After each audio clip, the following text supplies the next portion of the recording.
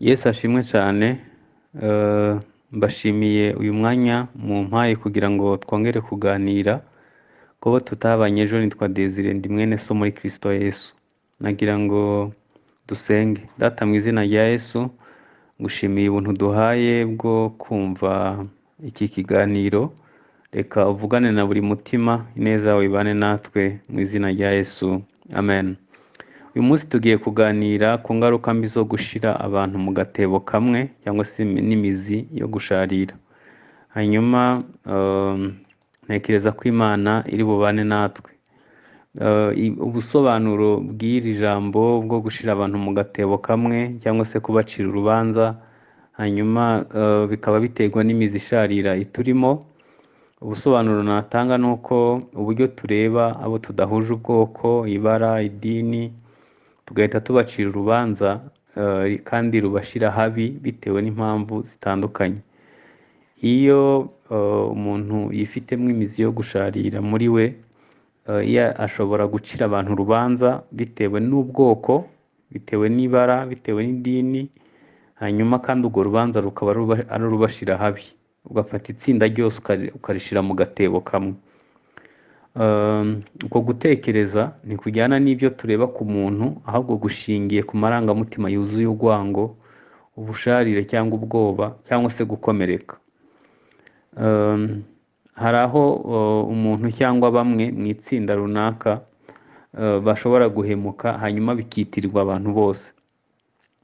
Reka dutange ingero zo muri Bibiliya. Iyo usomye inkuru y'umusamariyakazi y'Abayuda n'Abasamariya, uriya musamariyakazi yagaragaje neza uburyo abantu bacira abandi urubanza bakabashira mu gatebo kamwe. Igihe Yesu yamusaba amazi yaravuze ngo ubwo uri Umuyuda nkaba Umusamariya, ni gute unsaba amazi?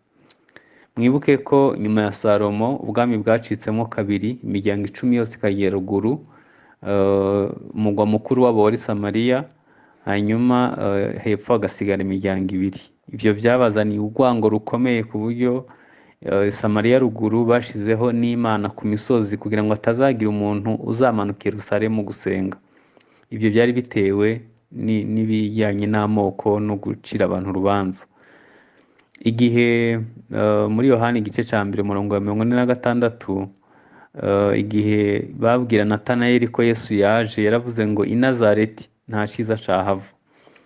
Ibi biterwa no gukomereka ku kigero kiri hejuru, bikagera igihe ufata abantu bose ku bw'itsinda ukabashira mu gatebo kamwe. Mwibuke igihe Imana yari itumye Yona i Niniwe bitewe n'ibyo bari barabakoreye, bari barabahemukiye, yumvaga hako yajya kuhabwiriza yahitamwo no gupfa. Igihe Petero nawe yajyaga mu banyamahanga, muribuka ibintu byabaye, byari ibintu bikomeye ku buryo no gusangira nabo cari ikizira kandi ari umuntu w'Imana. Kumubwira ko Imana imutumye mu banyamahanga yabanje kumukonvenka, yabanje kumwemeza ku kigero kiri hejuru. Abantu rero babaye mu bikorwa birimo urugomo, jenoside yakorewe Abatutsi, mu karere k'ibiyaga bigari murabizi ko hahora intambara.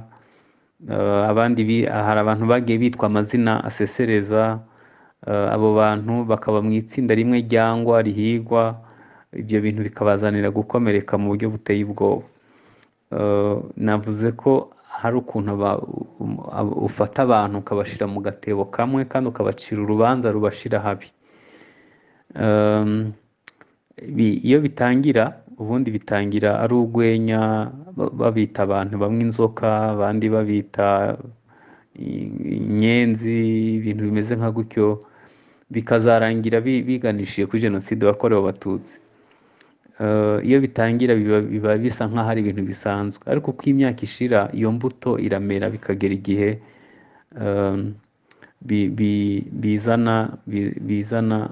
bizana urupfu. Hanyuma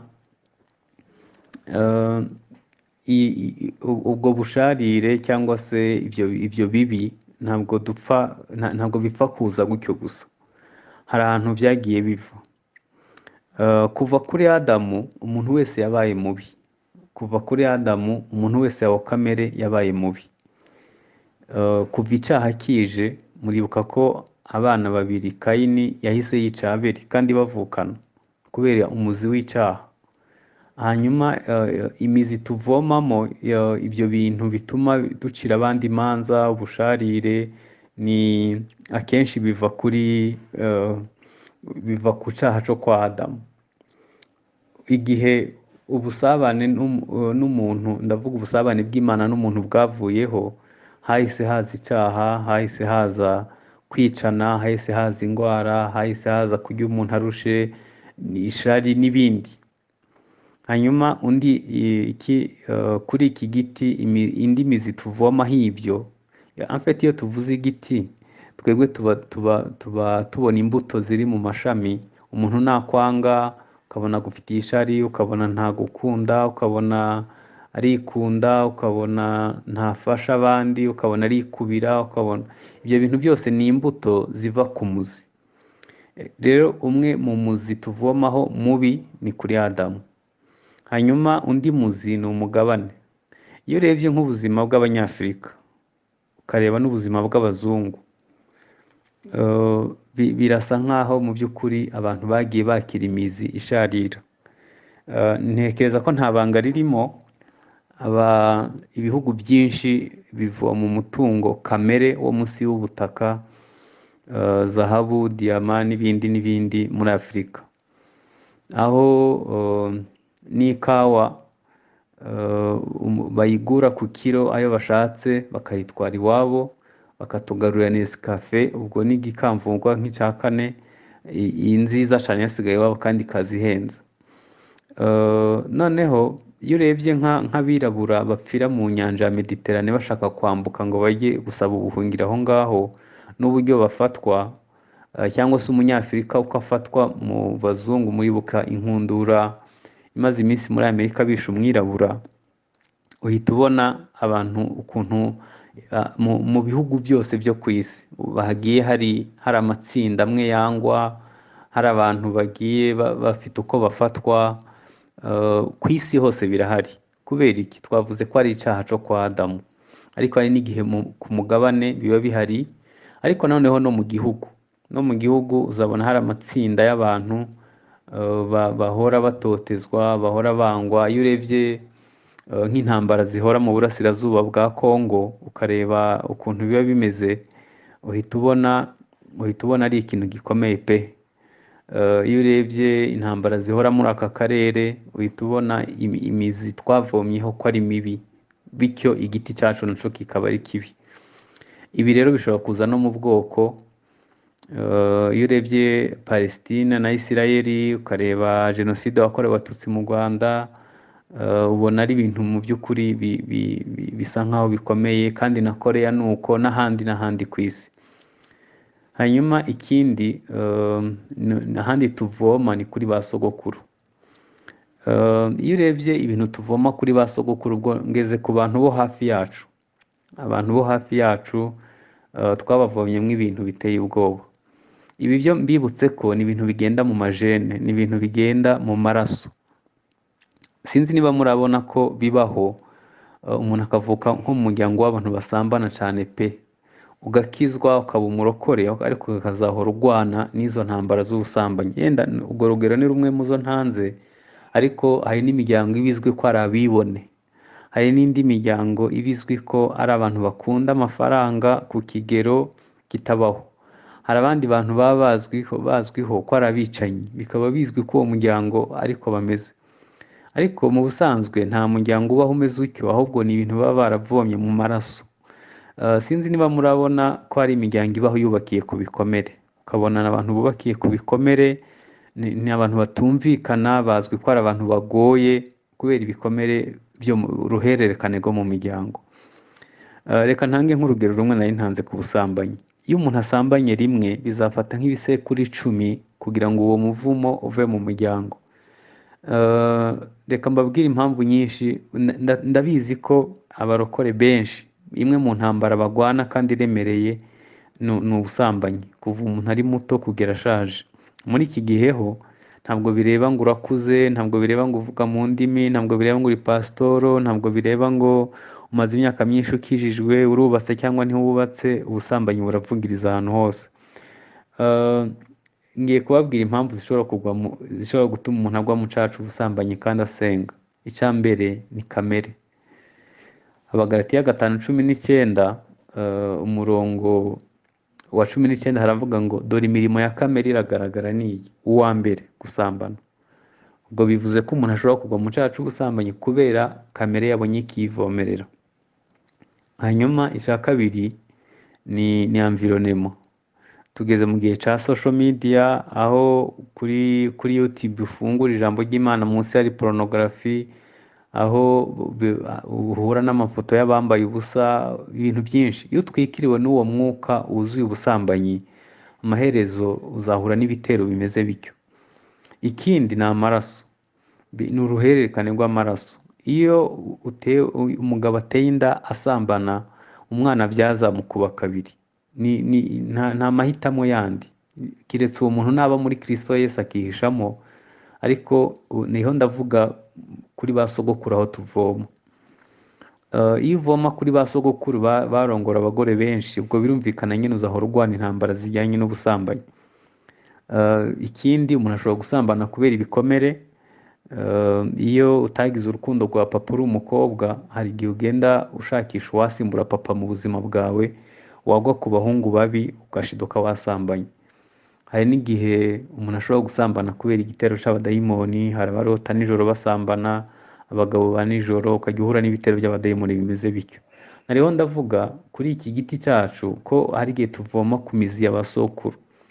Mutekereze ko hari n'imiryango yabagamwo ubutinganyi.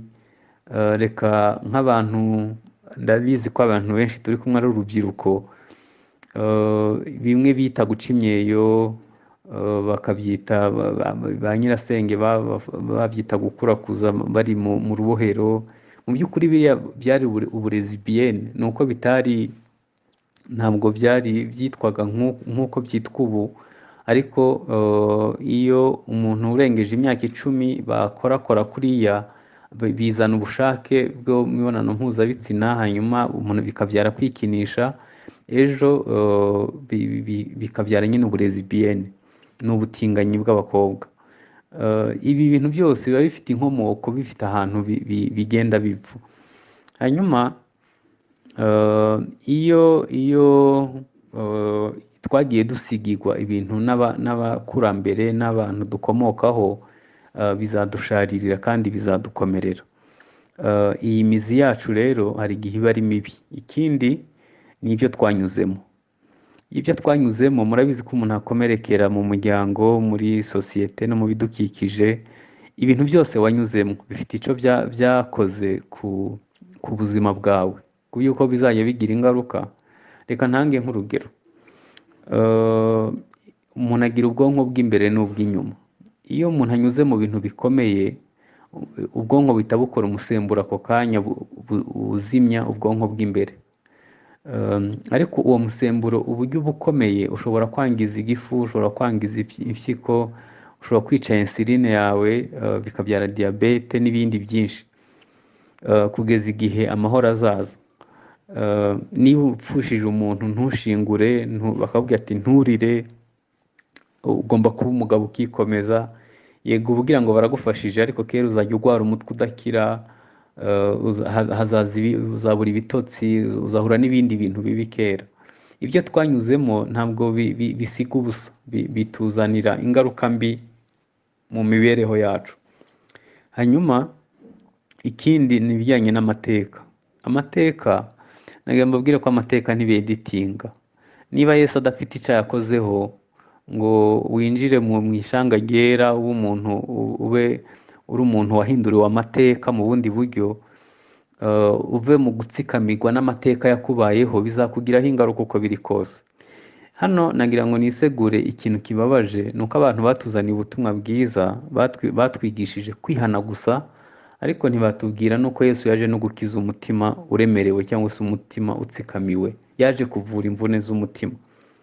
Iyo bafata umwanya wo kutwigisha, ntabwo twari guha Yesu imitima yacu gusa, ngo adukize ibyaha, ahubwo twari kureka akatubera n'umwami, tukamuha n'imvune z'imitima, tukabaho mu buryo bubohotse, mu buryo bukwiriye. Iyo bitagenze gutyo bizakugiraho ingaruka, amateka yawe azakugiraho ingaruka. Sinzi niba murabona abantu basabiriza urukundo mu rusengero, cyangwa se akaza mu rusengero akananirana muri korale, agatuma akabavanga mwese ntimwumvikane, cyangwa ukabona hahora hari ibice.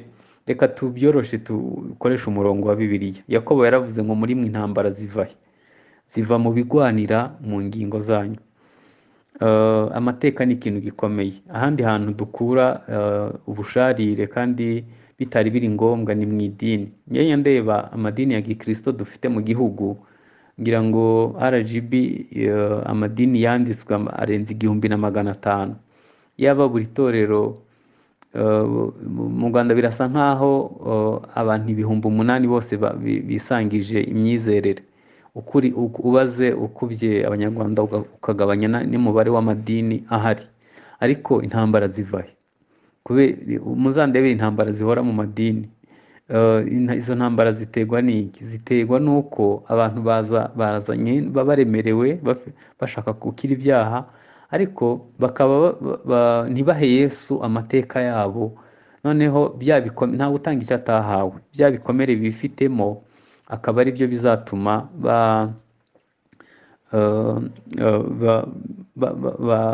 bateza intambara, bateza ibibazo. Nagira ngo tureberere umuti ushobora kudufasha. Nagira ngo mbabwire ko hari ikindi giti Imana yaremye. Naho ndavuga igiti kibi twahuye naco, kirimwo Adamu, kirimwo umugabane, kirimwo ibyo dukura mu gihugu, harimwo iby'ubwoko, harimo ibyo twakuye kwa basogokuru, harimo ibyo twanyuzemo, harimo amateka, harimo ibyo twakuye mu madini.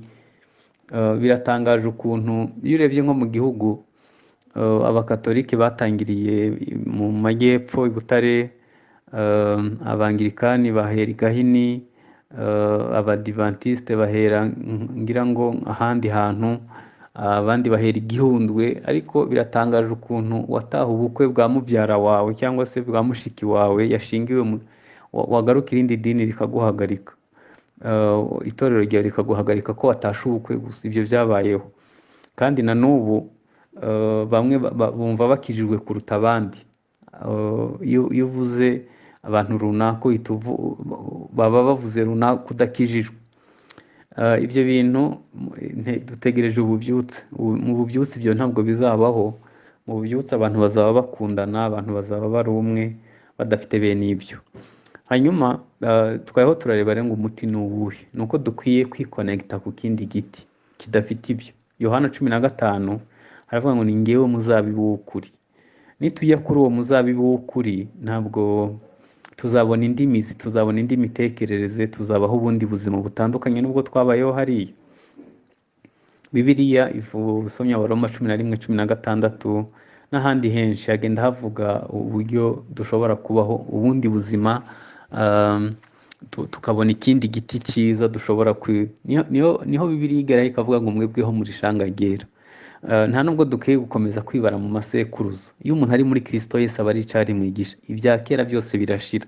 Reka mbabwize ukuri, niba agakiza katagukiza kwangana, niba katagukiza amacakubiri, niba katagukiza gusambana, niba katagukiza kwangana, niba agakiza katashobora ibyo, ntaco kaba kamaze. Yesu yaravuze ngo umwana n'ababatura muzaba mubatuwe by'ukuri.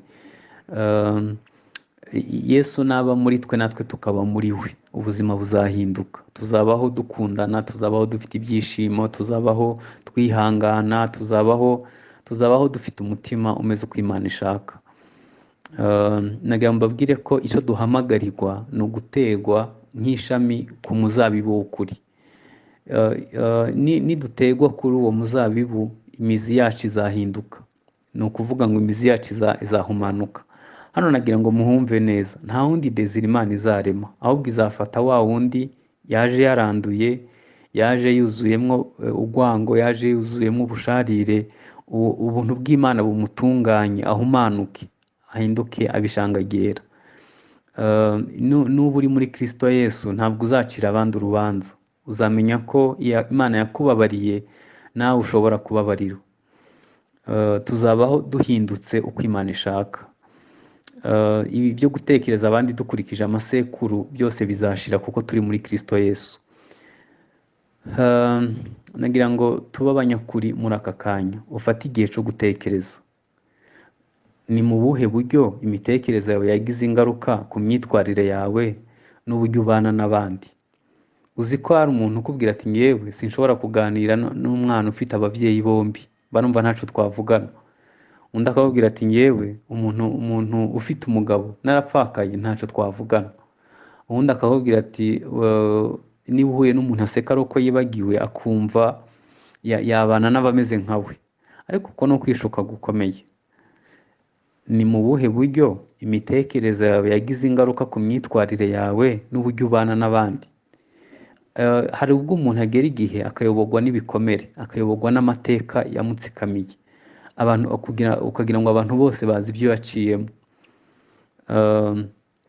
Nagira ngo nkubaze, hari ubusharire wumva mu mitekerereze yawe? Ibyo bintu byose nusanga bikurimo wige kubiha Yesu. Kandi Imana yiteguye kukugirira neza, nta ciza na kimwe izakwima. Imana ifite imigambi myiza ku buzima bwawe.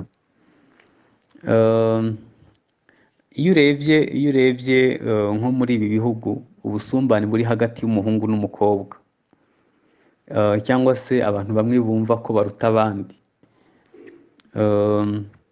Hari n'imyaka yabayeho kandi no mu bihugu bimwe na bimwe bya Afurika biracahaba, aho umuntu ahabwa akazi bishingiye ku bwoko aho gushingirwa ku bushobozi. Bakavuga ati baratwara pourcentage ingana gutya natwe turatwara ingana gutya. Hari abantu babana ku makarasi kuko abakire badashingirana n'abakene. Ibyo bintu bibaho mu bihugu bimwe na bimwe byo ku isi. Hakabaho irondakoko cyangwa se irondakarere. Nagira ngo mbabwire ko mu ishanga ryera dushobora kubona ibituranga bisha, dushobora kubona ibituranga bituzuyemo ubusharire. Mu isezerano rya kera Aburahamu na Yakobo na Isirayeli bari bafite inshingano zo kwerekana kamere, ubwiza n'imibanire Imana ishaka. Nibyo byari gahunda y'Imana. Mu isezerano risha itegeko, Imana yaduhaye itegeko rivuga ngo ukunde mugenzi wawe nk'uko wikunda, ariko ubanze gukundisha Imana umutima wose n'ubwenge n'imbaraga. Nagira ngo mbabwire ko mu ishanga ryera muri abo bantu Imana, undi kiliziya cyangwa se ekereziya, n'abantu Imana yashize ku ruhande kugira ngo berekane kwera kw'Imana, bagira indi mibereho, bagira indi mitekerereze, babeho ubundi buzima, baba abantu bameze uko Imana ishaka. Aho hantu mu ishanga ryera rero hahurirwamwo n'amoko yose n'imico yose n'amahanga yose n'imigabane yose. Igihe Yohana yerekwa ibiri mu ijuru, yabonye abantu bo mu moko yose n'indimi zose. Ntekereza ko ijuru nuko ritari ku isi nyene riri mu ijuru kandi hazajyayo abantu bahindutse. Hari abantu byazagoye kuzabana mu ijuru. None se niba abapasiteri babiri bananirwa kubana ku ruhimbi, bakaregana bakagambana bagakora ibidakorwa, ubwo mu ijuru bazabana bigakunda? Mu ijuru hazajyayo abantu bahindutse, bemeye kujya mu ishanga ryera, abantu bakiriye ibibaranga bisha, batagitsikamiwe n'amateka y'ibyo bavomye muri ya mizi isharira ya sogokuru, ahubwo bemeye guhumanurwa. Abantu batwigishije agakiza batubwiye ibintu bituzuye. Batugarukirije ku kubabarirwa ibyaha, ariko twaje twarangiritse. Dawidi niwe yabaye umunyakuri, aravuga ngo mu byaha niho mama yambyariye, naremanywe gukiranirwa. Hari igihe ureba ukuntu umuntu atekereza ukabona yifitemo ubukoko bwinshi, ukabona mu by'ukuri akwiye guhumanurwa, umwuka wera akwiye kumukiza, akwiye kuba purifiye, akwiye kuba sanctifiye, akwiye kwezwa mu by'ukuri. Nkunda umwuka wera, haleluya. Umwuka wera ahumanura umuntu akamweza, akayambwira ngo kirazira kuvuga gutya, kirazira kwitwara gutya, ugwanga si ngombwa, uwanga mwene data undi n'umwicanyi, ntukarobanura abantu ukurikije ikintu na kimwe. Ukumva umwuka wera akaguhindura ku buryo utabukiri wa wundi. Noneho ikibabaje rero kitumvikana, nibyo navugaga ku batwigishije, ni gute umuntu aza mu rusengero agakomeza kuba umunyamoko? Ni gute umuntu aba mu rusengero agakomeza kwangana, agakomeza kugira ivangura n'ibindi? Ubundi umuntu aba atarakira ibimuranga bisha, aba ataremeye guhumanurwa. Ariko nanone mwibuke ko dufite abantu bamwe bafite imico yo kutavugisha ukuri, kwihagararaho, ishema, kumva ko wenda bitari ngombwa kubivuga, ariko biri ngombwa ko ubwiza Yesu kuri byakubayeho. Mu bituranga bisha tugira urukundo. Yesu yaravuze ngo nimukundana nibwo bazamenya ko muri abigishwa banyu. Muri Kristo Yesu turakundana bigakunda, umuntu agakundana akagira urukundo ruva ku Mana, agakunda mugenzi we, kugeza nubwo ubundi urukundo rugira inzego zine. Icya mbere no gukunda Imana, icya kabiri no gukunda mugenzi wawe, icya gatatu ni ugukunda umwanzi wawe, icya kane no gupfira abandi. Izo nzego zine z'urukundo, niba utarabasha gukundisha Imana umutima wose n'ubwenge n'imbaraga, ubwo uzakunda mugenzi wawe gihari. Hanyuma ubwo uzakunda umwanzi wawe bigenze bite? Hanyuma ubwo bigusabye gupfira abandi wabishobora? Hanyuma mu bituranga bisha nanone tugira indangagaciro. Indangagaciro ya mbere ni urukundo, indangagaciro ya kabiri ni uguca bugufi. Nagira ngo mbabwire ko isi irangwa no kurushanwa. Iyo umuntu afite icyo arusha abandi arakigendera. Niyo mpamvu ubona abantu nyine babaho barushanwa kugira ngo arusha abandi mu mafaranga, inzu nziza, imodoka nziza, kwamamara n'ibindi. Ariko mu ndangagaciro ziri mu bituranga bisha, abantu baca bugufi. Yesu yaravuze ngo umuntu ashaka kuba mukuru abe umugaragu w'abandi. Ikindi, indi ndangagaciro mu bituranga bisha ni ukubahana. Mu by'ukuri nta gisobanuro dufite cyo gusuzugura cyangwa kunena abandi. Buri tsinda ryose ryerekana ishusho y'Imana. Hanyuma indi ndangagaciro ni ukugirira umumaro abandi. Hanyuma ikindi ni ukwemerana mu budasa. Dukwiye kwiga kwemerana mu budasa. Ejo twavuze ko kuba tudasa ni umugisha. Kuba tudasa dukwiye kubyishimira, tukabyizihiza, tukumva ko ari umugisha kuba tudasa.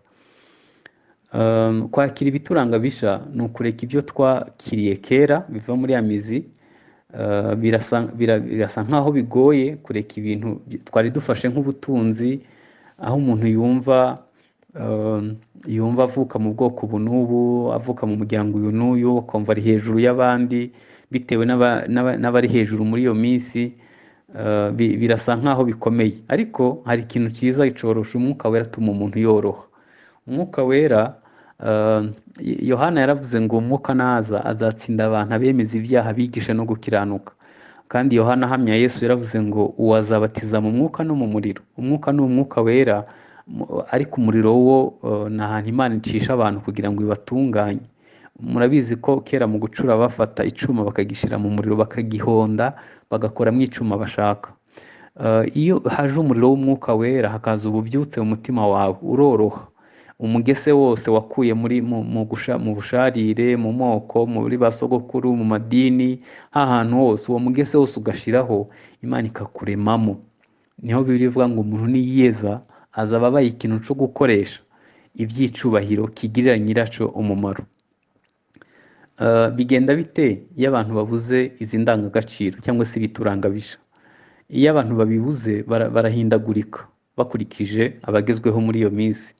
Umuntu agahora ahindagurika, agahora yifatanya na runaka, nubwo baba bakora ibibi, ariko akabaho nk'impumyi mu by'ukuri.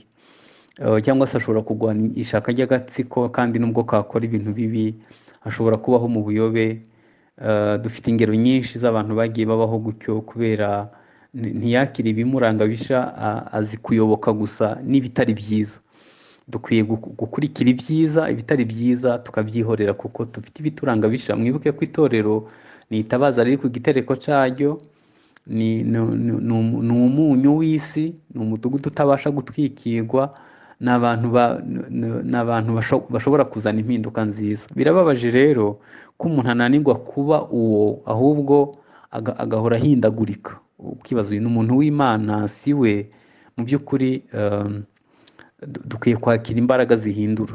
Imbaraga zihindura, muri Kristo Yesu harimo imbaraga zishobora guhindura umuntu akaba uwo Imana yifuza. Bibiliya iravuga ngo Yohana 1:12 haravuga ngo abamwakiriye bakizera izina rye yabahaye imbaraga zibahindura kuba abana b'Imana.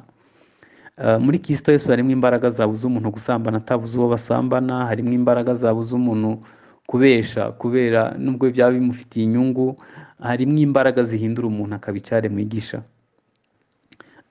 Hanyuma umuntu ashobora kwiyubaha akiga gufasha abandi, ubwo n'umuhamagaro uba wifitemo, ukamenya gutekereza mbere yo kuvuga, ukamenya kwizera ibyiza ku bandi ntuhore ubatekerezaho ibibi, ugashaka inzira y'ibisubizo n'amahoro. Nagira ngo dusenge. Data mu izina rya Yesu, ngushimiye ko ushobora kudukiza imizi isharira ya kera, ukaduha kubaho dufite ibituranga bisha, tudatsikamiwe n'amarangamutima akomeretse, ahubwo tukakira ibyiza byose bikuvaho. Fasha buri wese ukurikije ibyo yibonyemo, umushoboze kuba uwo wifuza mu izina rya Yesu. Amen.